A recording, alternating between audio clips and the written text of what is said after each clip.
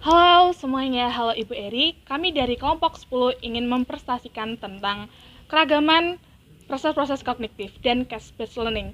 Nah, kami akan memperkenalkan kelompok kami. Yang pertama ada saya, Tessa Sari Veronica Purba dengan NIM 21S10257. Lalu saya, Benito Muhammadaki dengan NIM 21S10331. Dan saya Simlianus Manuel Agung Putra Mardika dengan NIM 21S10298. Dengan saya Faustinus dengan NIM 21S10284. Dan saya Ardi dengan NIM 21S10269. Dan saya Kapela Sabrina Harsono dengan NIM 21S10299. Oke, pada subbab pertama, di sini ada cara melihat pembelajaran dari perspektif berbeda. Terlepas dari apakah orang memiliki perilaku atau memperoleh informasi dan keyakinan-keyakinan baru, pembelajaran utamanya adalah sebuah fenomena mental yang tampaknya berbasis di dalam otak. Untuk pembahasan ini, kita akan mendefinisikan pembelajaran dari pengalaman. Pertama, pengalaman adalah perubahan jangka panjang. Lebih dari sekedar penggunaan informasi secara singkat dan sambil lalu, namun tidak selalu tersimpan selamanya. Misalnya, mengingat nomor telepon hanya beberapa saat guna menghubungi nomor tersebut. Kedua, pembelajaran melibatkan representasi atau asosiasi mental. Intensitas dan interkoneksi internal yang menyimpan pengetahuan dan keterampilan baru yang diperoleh. Ketiga, pembelajaran adalah perubahan yang dihasilkan dari pengaruh. Alih-alih sebagai hasil pematangan fisiologis, kelelahan, penggunaan alkohol, atau obat-obatan, atau timbulnya penyakit mental. Yang selanjutnya adalah asumsi-asumsi dasar psikologi kognitif. Pertama, proses-proses kognitif mempengaruhi apa yang dipelajari. Maksud dari proses-proses kognitif adalah hal-hal spesifik yang dilakukan para pembelajar secara mental ketika mereka berusaha menafsirkan dan mengingat apa yang mereka lihat, dengar, dan pelajari. Contohnya, banyak orang yang mengaitkan 9 kali 2 sama dengan 18 dengan 9 tambah 9 sama dengan 18. Contoh ini menggambarkan dua prinsip psikologi kognitif. Yang pertama, orang lebih mempelajari informasi baru bila mereka dapat mengaitkannya dengan sesuatu yang telah mereka ketahui. Yang kedua, orang lebih mudah mempelajari beberapa potongan informasi baru bila mereka dapat mengaitkan potongan-potongan tersebut dengan suatu struktur organisasional secara menyeluruh. Selanjutnya, orang-orang selektif dengan apa yang mereka proses dan pelajari. Manfaat untuk membedakan antara sensasi, kemampuan orang untuk mendeteksi stimulus di lingkungan, dan prestasi, tafsiran seseorang atas stimulus tersebut. Karena sebab-sebab sesungguhnya tidaklah mungkin untuk memahami dan menafsirkan semua yang diindra tubuh. Oleh karena pembelajaran hanya mampu menangani informasi secara terbatas pada satu waktu. Mereka harus memilih beberapa hal untuk difokuskan dan diabaikan. Sebagai analogi, pertimbangan ratusan email yang diterima orang pada umumnya setiap tahun. Contohnya ada surat, tagihan, iklan, dan lain-lain. Kita mungkin memeriksa email-email lain cukup lama untuk mengetahui bahwa kita tidak membutuhkannya. Kita mungkin membuang beberapa email tanpa membukanya sama sekali. Tidak terhindarkan bahwa kita harus memiliki potongan informasi mana yang paling penting. Kita memilih beberapa stimulus untuk diperiksa dan direspon secara mendalam. Hanya memberikan perhatian sekilas pada stimulus yang lain dan mengabaikan seluruh stimuli yang lainnya juga. Selanjutnya, makna diskonstruksi oleh pembelajar bukan diambil langsung dari lingkungan. Proses konstruksi merupakan inti banyak teori kognitif tentang belajar. Pembelajaran mengambil sejumlah potongan informasi yang terpisah dan menggunakannya untuk menciptakan pemahaman atau tafsiran atas dunia sekelilingnya. Teori-teori kognitif yang terutama memfokuskan pada cara-cara pembelajar mengkonstruksikan pengetahuan secara kolektif disebut konstruktivisme. Selanjutnya, pengetahuan dan keyakinan yang telah dimiliki memainkan peran utama dalam makna-makna yang dikonstruksikan orang. Penyebab mengapa siswa yang berbeda dalam kelas yang sama mempelajari hal berbeda adalah karena mereka memiliki kumpulan pengetahuan dan keyakinan yang berbeda, yang mereka gunakan ketika menafsirkan informasi dan peristiwa-peristiwa baru. Semua siswa memiliki riwayat pribadi mereka sendiri dan dapat berasal dari berbagai macam lingkungan, tempat tinggal, dan latar belakang budaya yang berbeda. Selanjutnya, perubahan pematangan dalam otak memungkinkan proses kognitif yang semakin canggih seiring bertambahnya usia. Perubahan ini merupakan penyebab utama anak-anak menjadi mampu melakukan proses-proses kognitif untuk semakin efektif. Maksudnya rentang perhatian yang lebih lama. Meningkatkan kemampuan untuk mengorganisasikan dan mengintegritaskan informasi. Selanjutnya, orang yang terlibat secara aktif dalam pembelajaran mereka sendiri. Psikologi kognitif tidak percaya bahwa orang begitu saja menyerap pengetahuan dengan cara yang relatif, tanpa berpikir. Alih-alih, pembelajaran adalah pada kenyataannya harus menjadi partisipasi aktif dalam pembelajaran mereka sendiri. Istilah-istilah kunci dalam psikologi kognitif. Memori merujuk pada kemampuan pembelajaran untuk secara mental menyimpan hal-hal yang telah dipelajari sebelumnya. Yang kedua, penyimpanan atau storage merujuk pada proses menempatkan apa yang dipelajari ke dalam memori sejak awal. Penjelasannya terdapat pada gambar yang telah tertera.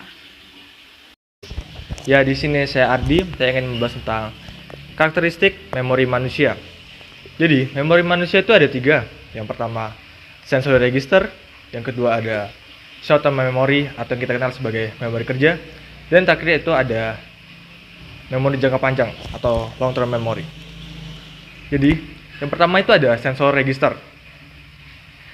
Sensor register merupakan komponen memori yang menyimpan suatu objek atau informasi yang kita lihat dan hanya dalam waktu sebentar saja, kira-kira 2-3 detik, tapi memiliki kapasitas yang cukup besar. Kemudian ada memindahkan informasi ke memori kerja. Jadi, memindahkan informasi ke memori kerja itu ada salah satu peran yang sangat penting, yaitu peran atensi. Atensi merupakan fokus pemrosesan mental pada stimulus tertentu. Jadi, atensi adalah apa saja yang dipelajari orang secara mental untuk dipindahkan ke dalam memori kerja. Kita hanya bisa memperhatikan suatu informasi kecil dalam suatu waktu. Hal ini dikarenakan atensi memiliki kapasitas yang terbatas. Pada siswa sendiri,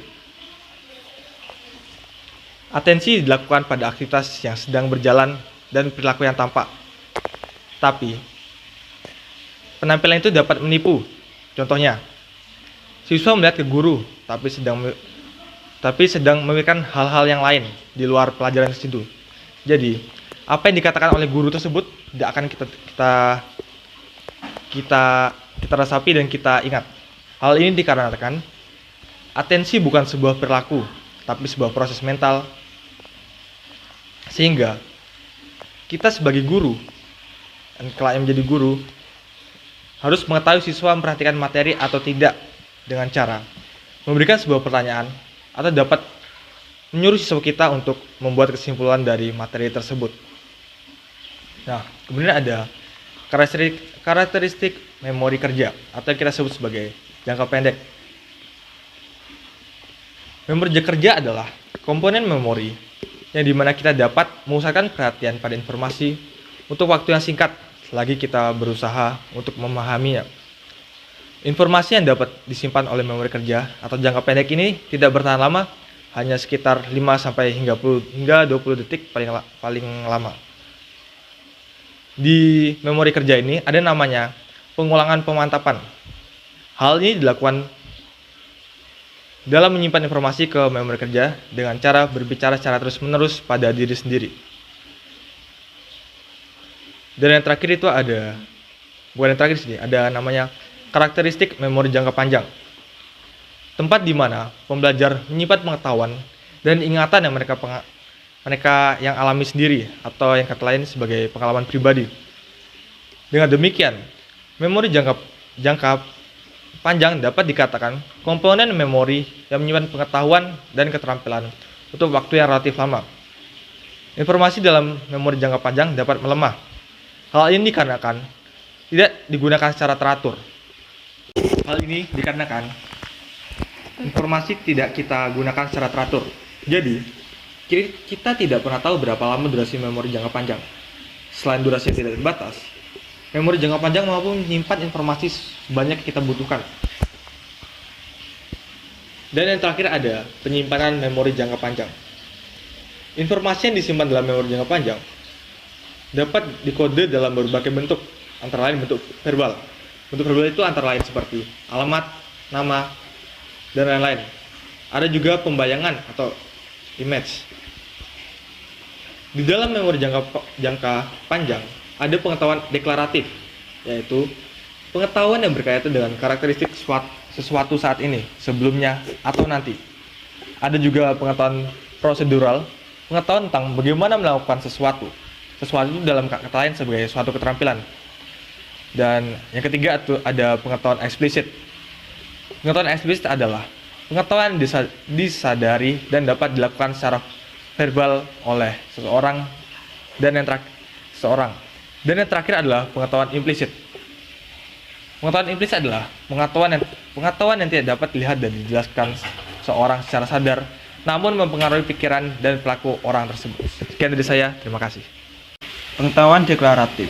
Pengetahuan deklaratif yaitu pengetahuan yang berkaitan dengan karakteristik dari suatu pada saat ini, sebelumnya, dan atau nantinya. Pengetahuan prosedural.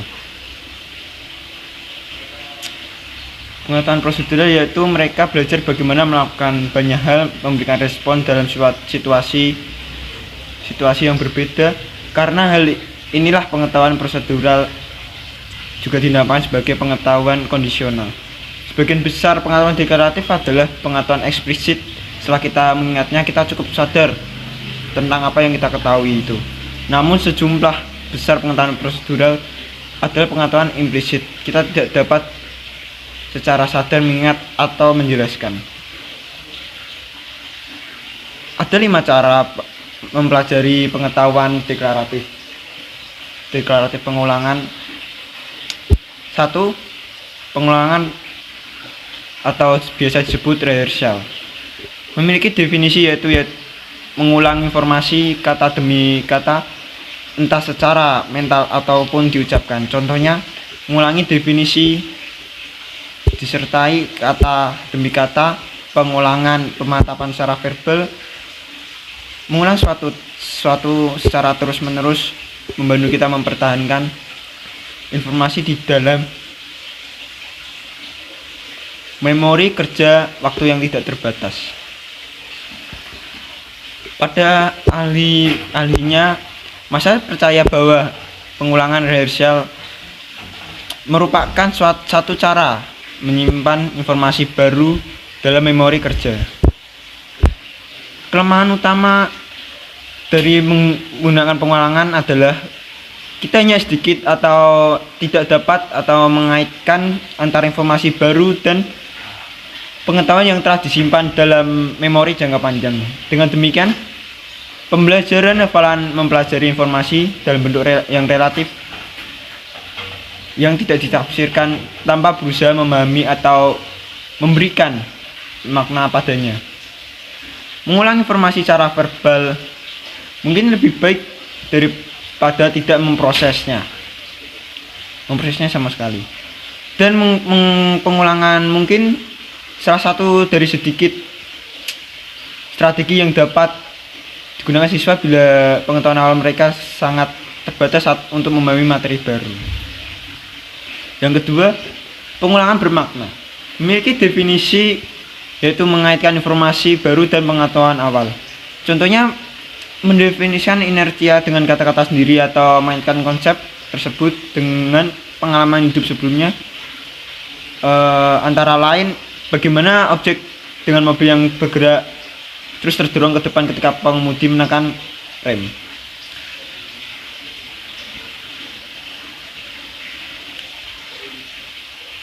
Pembelajaran bermakna adalah pembelajaran yang mencakup mengenai suatu keterkaitan antara informasi baru yang lebih efektif bila belajar mengaitkan ide-ide baru tidak hanya dengan apa yang sudah mereka ketahui tentang dunia, tapi juga dengan apa yang mereka ketahui atau diyakini tentang diri mereka sendiri.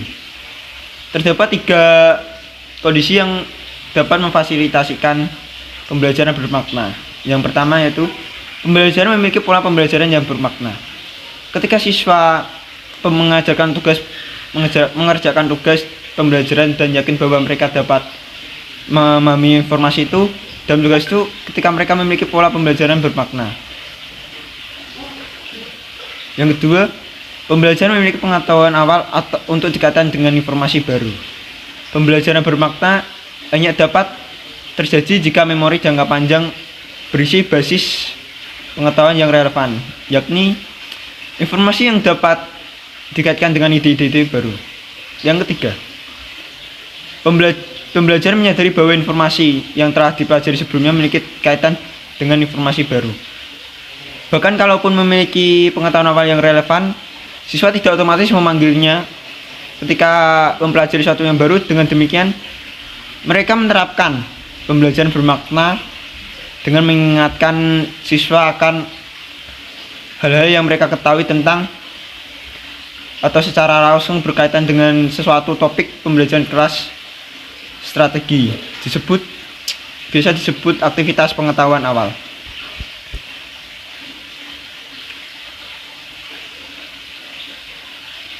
Untuk yang ketiga yaitu organisasi.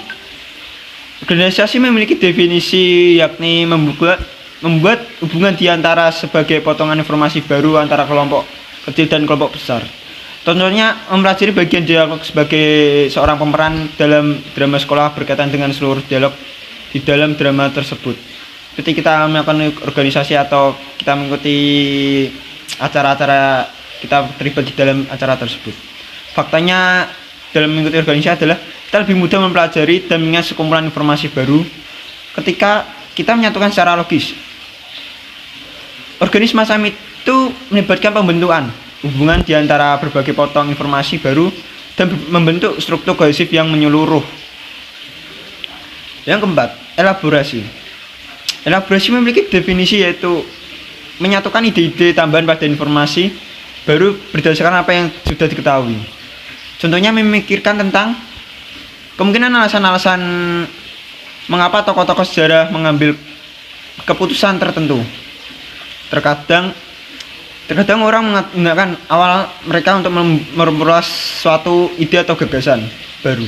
Dan karena itu mereka menyimpan lebih banyak informasi ketimbang secara aktual disampaikannya. Proses penggunaan yang sudah diketahui untuk memperluas informasi baru disebut elaborasi. Contohnya sebagai guru, kita dapat membantu siswa mengelaborasi materi kelas dalam beragam cara. Kita dapat sering memberikan pertanyaan-pertanyaan seperti berikut antara guru dan siswa. Yang pertama, menurut kalian mengapa hal itu terjadi? Bisakah kalian memberikan beberapa suatu konsep ini? Bagaimana kita dapat menggunakan ide ini dalam kehidupan sehari-hari kita?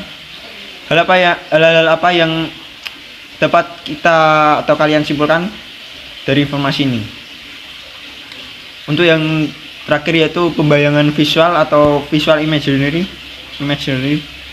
memiliki definisi membentuk gambar mental informasi.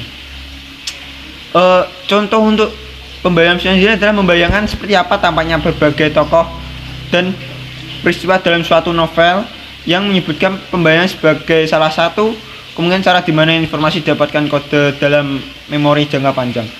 Pembayangan visual adalah yang sangat powerful karena penggunanya dikombinasikan dengan bentuk-bentuk pengkodean lainnya. Sebagai contoh, siswa akan lebih bisa mempelajari dan mengingat informasi yang mereka terima dalam bentuk verbal.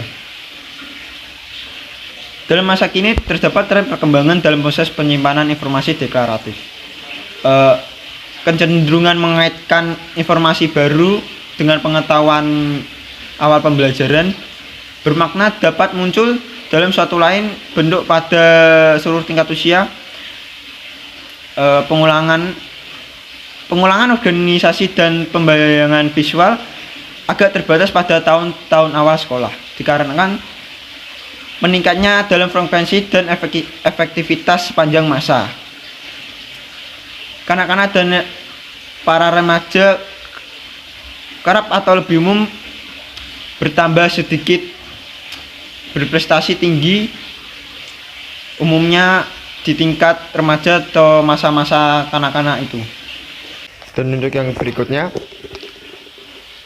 pernah memahami awal dan memori kerja dalam penyimpanan memori jangka panjang.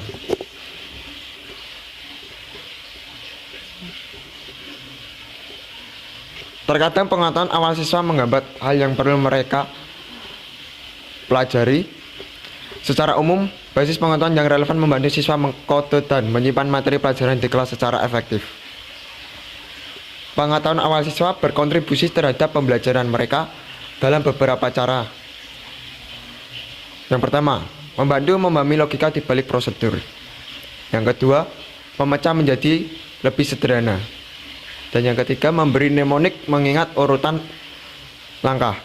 Yang keempat, memberi kesempatan untuk melatih keterampilan baru.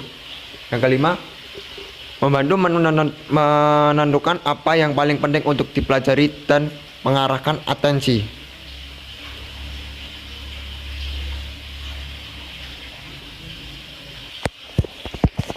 Yang keenam, membantu untuk mempelajari dengan menghafal. Yang ketujuh, membantu mengkolaborasi informasi. Pengetahuan anak-anak tentang dunia meningkat tiap tahun.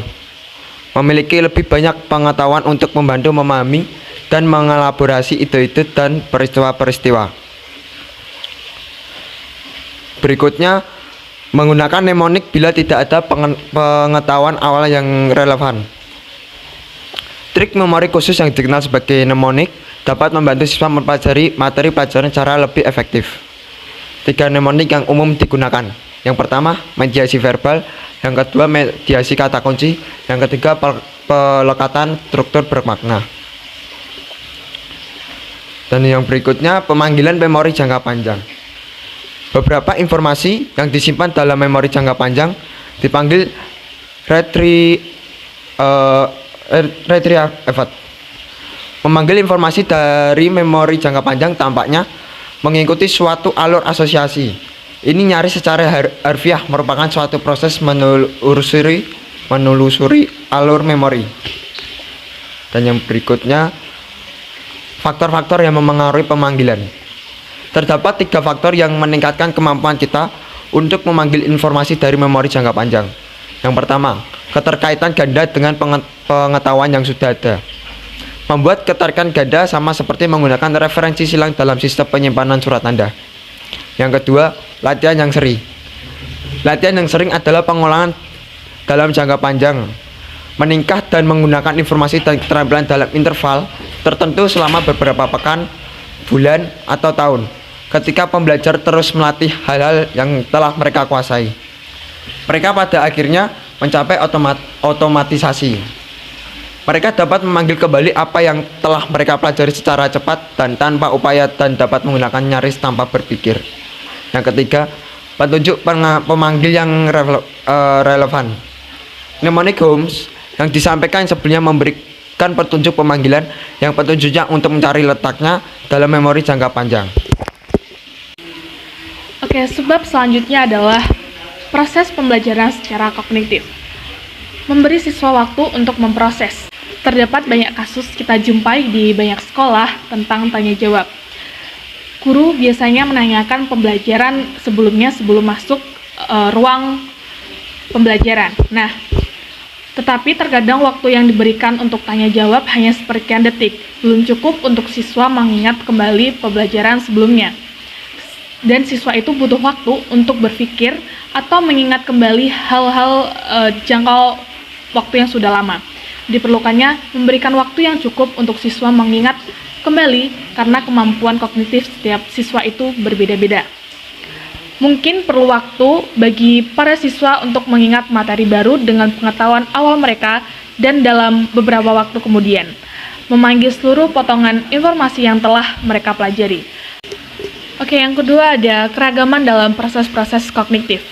Ketika kita mengeksplorasi prinsip-prinsip dasar psikologi kognitif, kita mempertimbangkan banyak faktor atensi, kapasitas memori, proses penyimpanan, memori jangka panjang, pengetahuan awal, petunjuk panggilan, dan lain sebagainya. Secara alami, anak-anak dan remaja sangat berbeda dalam faktor-faktor atensi. Sebagai contoh, secara rata-rata anak perempuan sedikit lebih kuat daripada anak laki-laki dalam mempertahankan atensi mereka pada kegiatan-kegiatan kelas dan dalam melakukan jenis-jenis tugas memori tertentu. Secara rata-rata juga, anak-anak dari keluarga berpenghasilan rendah mungkin memiliki keterampilan membaca dan matematika yang lebih terbatas ketika mereka mulai bersekolah, namun memiliki pengetahuan besar tentang topik-topik lain yang dapat mereka kembangkan. Kalau lebih jauh kita lihat, siswa dari latar belakang budaya berbeda bisa memiliki beragam pengalaman dengan berbagai jenis tugas pembelajaran yang berbeda. Sebagai contoh, siswa dari sekolah-sekolah di Amerika Utara dan Asia cenderung memiliki pengalaman mempelajari daftar tentang berbagai hal, sedangkan siswa dari budaya-budaya tertentu di Afrika, Australia, dan Amerika Tengah mungkin didorong untuk mengingat sejarah verbal atau lokasi spesial. Menurut Flavely et al. 2002. Yang ketiga ada memfasilitasi proses kognitif pada siswa-siswa berkebutuhan khusus. Beberapa siswa yang berkebutuhan khusus dapat memiliki masalah tertentu dalam memperhatikan dan proses mata pelajaran di kelas secara efektif. Hal ini tentu saja berlaku bagi siswa dengan ketidakmampuan belajar atau per definisi mereka mengalami hambatan dalam proses-proses kognitif tertentu. Secara kontras, banyak anak dengan autisme dapat sangat atentif, kadang sedemikian atentif sehingga kesulitan beralih ke tugas-tugas baru. Ketika mereka melihat ke suatu objek, siswa ini cenderung memperhatikan banyak detail yang tidak teramati oleh teman sebaya mereka, yang tidak memiliki kelemahan dan sebagainya. Sebagai hasilnya, dapat membuat gambar yang detail dan kompleks yang tidak bisa bagi kelompok seusia mereka. Oke, pada dasarnya semua siswa, termasuk mereka yang tidak teridentifikasi, memiliki kebutuhan khusus, kadang mengalami kesulitan mempelajari atau mengingat materi kelas. Karenanya, banyak dari strategi-strategi pengajaran menarik atensi siswa, menganalisis kesalahan mereka, mengajari mnemonik, dan sebagainya. Tidak perlu dibatasi hanya untuk siswa berkebutuhan khusus saja. Semua siswa dapat mengambil manfaat dalam rangka proses informasi secara lebih efektif. Oke teman-teman, selanjutnya saya akan menjelaskan tentang case-based learning atau pembelajaran berbasis kasus. Apa itu case-based learning? Jadi case-based learning adalah pendekatan pembelajaran yang berpusat pada siswa. Jadi metode ini menggunakan kasus-kasus atau masalah hipotesis atau kehidupan nyata untuk melengkapi pengetahuan teoretis. Dalam strategi pembelajaran ini, siswa diberikan kasus untuk dipecahkan dan memungkinkan penerapan praktis dari konsep yang dipelajari di kelas. Nah, metode case-based learning ini sangat populer dalam dunia bisnis dan sekolah-sekolah hukum. Case-based learning dalam lingkup yang lebih sempit, jadi benar-benar serupa dengan problem-based learning. Namun, case-based learning lebih terbuka dalam definisi dari project-based learning. Menurut case-based learning, kasus adalah berita faktual, masalah yang kompleks ditulis untuk menstimulasi diskusi kelas dan analisis kolaborasi. Kasus yang diajarkan dengan melibatkan siswa agar interaktif, eksplorasi ide berpusat pada siswa dan situasi yang spesifik. Format case-based learning mensyaratkan siswa untuk mengingat kembali sebelumnya mencakup materi untuk memecahkan kasus klinis yang didasarkan pada praktik klinis. Selanjutnya adalah bagaimana agar penggunaan case-based learning berjalan secara optimal. Yang pertama adalah para tenaga didik atau penyelenggara harus memfasilitasi pembelajaran kolaboratif di kelas, lalu memberi kesempatan siswa belajar langsung untuk menghubungkan dan menerapkan pemahaman teoritis mereka. Lalu ada lagi membangun minat dan memotivasi siswa untuk terlibat dalam tugas-tugas belajar aktif, mendorong siswa untuk belajar dengan mengeksplorasi dan bereksperimen, mengembangkan keterampilan kognitif yang lebih tinggi seperti analisis kritis, penalaran, pemecahan masalah, introspeksi, dan pembelajaran berbasis inquiry. Dan yang terakhir, mengekspos siswa pada perspektif dan proses berpikir yang berbeda. Nah, bagaimana sih cara kerja case-based learning?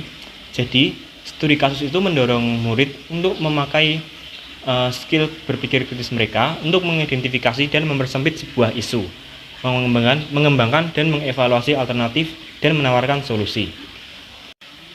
Proses kognitif siswa dalam case-based learning yang pertama dimulai dari remembering, yaitu mengingat sebuah kasus, yang kemudian understanding, yaitu memahami, kemudian applying atau menerapkan, dan yang keempat adalah analyzing, yaitu menganalisis. Dalam tahap ini, aplikasi pengetahuan secara positif meningkatkan skill dalam analisis kasus. Yang kelima ada evaluating atau mengevaluasi. Analisis kasus secara positif meningkatkan kemampuan dalam evaluasi penilaian. Yang terakhir ada creating. Jadi dalam tahap ini penilaian evaluatif secara positif meningkatkan skill dalam solusi yang kreatif.